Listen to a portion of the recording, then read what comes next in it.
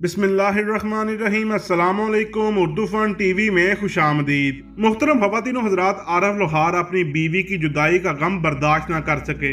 आरफ लोहार ने अपनी बीवी की जुदाई में अपना पहला वीडियो बयान जारी कर दिया। उन्होंने वीडियो में क्या कहा, आइए सुनते हैं।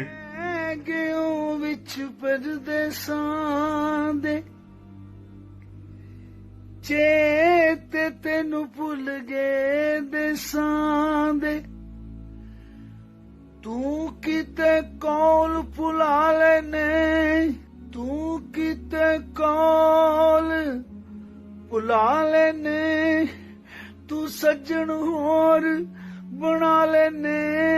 बैगियों विच परदेसां दे, चेत तेनू भुल गए देसां दे,